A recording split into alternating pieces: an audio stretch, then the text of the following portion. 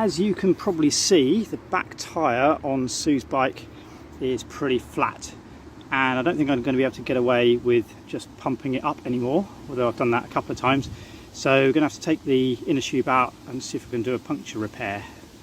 The tricky part, as I remember, is that it's got the bike chain attached, so getting this back wheel off is all pretty difficult. It's also got the gear linkage attached as well, so it's a bit of a nightmare getting this off.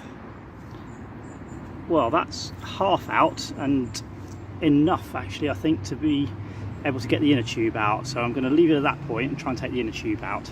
These tyre levers that come in the kit are quite dinky, because you slip one end under the actual tyre and then the other end hooks onto here to keep it in place while you go around with the other one and try and lever the rest of the tyre off. This makes it look a lot easier than it was, because it was actually quite difficult to get it started.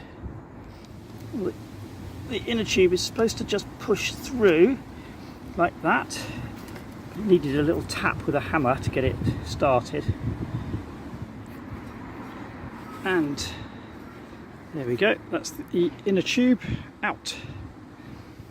And while I'm at it, I'm going to get the tyre off as well, so that I can see if there's anything poking through the tape underneath that might be puncturing the inner tube.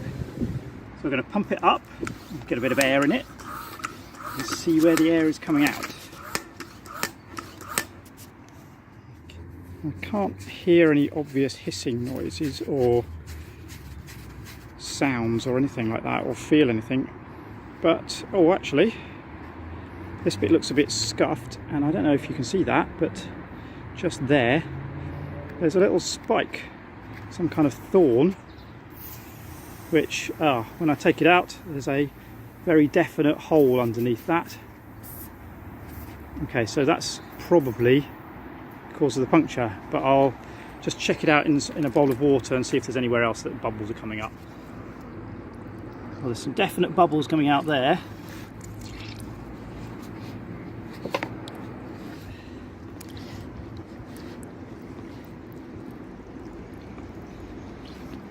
So yeah, that's the only place that bubbles are coming out.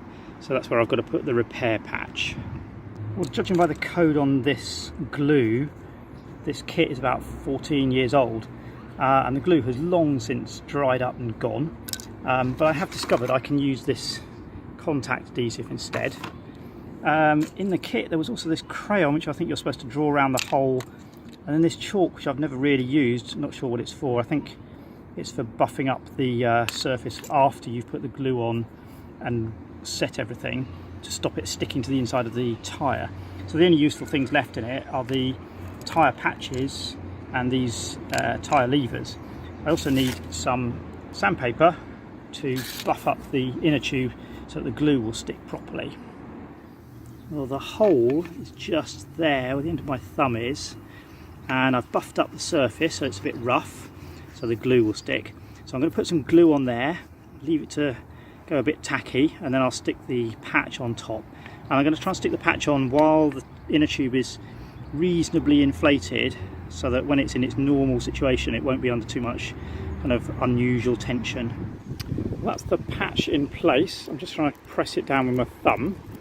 There's some plastic over the top that I think you're supposed to take off, but it doesn't really seem to be doing any harm. So I just need to let the glue set, but once it's reasonably okay, if I put it back inside the tyre, then once I pump it up, the pressure of the tyre against the inner tube will hopefully keep it all in place and let the glue set. So I checked the tyre tape for any rough bits that might puncture the inner tube again, and I've also checked the inside of the tyre itself, and there doesn't seem to be anything poking through, but there is one area that's a bit warm, so this tyre is a bit past its best. But let's try and put the inner tube back in. So I'm just poking the last bit of the inner tube into place. That actually took quite a lot of effort to get the tyre back onto the rim, but it's on now, so I'm just going to give it a poke around to make sure that the inner tube is settled, and then pump it up. Well, I've pumped it up enough to give the tyre a bit of shape, so the last job is to get the wheel back into the frame, which is easiest when the bike is upside down like this, But it's going to be very messy because the chain has come off and it is covered in oil. So, yuck. Well, that's all put together again. The hardest bit was adjusting the gear linkage because it was fairly critical, but I can at least get 2 gears again now. So we'll just see if that tyre stays pumped up.